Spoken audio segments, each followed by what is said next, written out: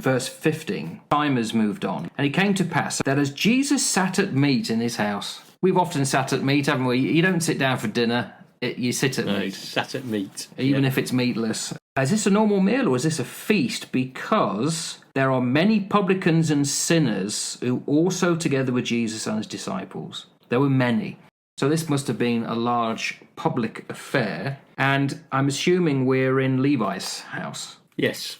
I think the Greek is as Jesus reclined at the table, because you remember the way that they would eat in first century Middle East. Laying down on the They'd lay on their side, They recline on one side with the head closest to the low table and the feet furthest away. They didn't sit at a table like we do. And then somebody would be with their head very close to them so they could lean in. Wasn't that where Judas was given prominence? That's right, it was indeed. We'll get to that one day. At our speed, who knows when. I think we've talked about publicans. It's worth mentioning them again. From our culture and background, that means you own a pub. But this is not. This is somebody who does a public service. Most people wouldn't call it a service. These are working for the authorities, in this case, the occupiers. And this is what Levi was. He was a publican, a public servant. But he says publicans. There are others. It's not just him. So there would have been a number of these farmer of taxes. And sinners. So they're all unclean. They're all loathed.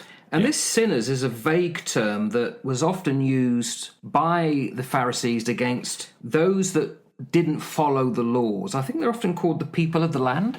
And of course, we know that the Pharisees and the scribes would have been listening, possibly there. Hamatolos in the Greek, it means a number of things. It can mean people that are devoted to sin, so like habitually sinners.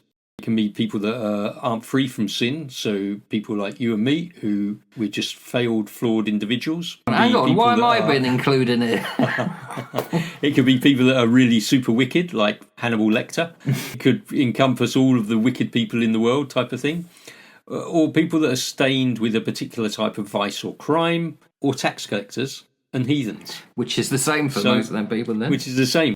It's quite a broad catch-all. But I quite like the way that they've juxtaposed that with the publicans. So you've got the publicans who are specifically these farmers of taxes, and then you've got the other lot who are just your general average Joe sinners, rather than another bunch of tax collectors. So we've got loads of sinners. We're basically talking normal people who aren't godly men and women, but are just everyday Joes who are having a good time.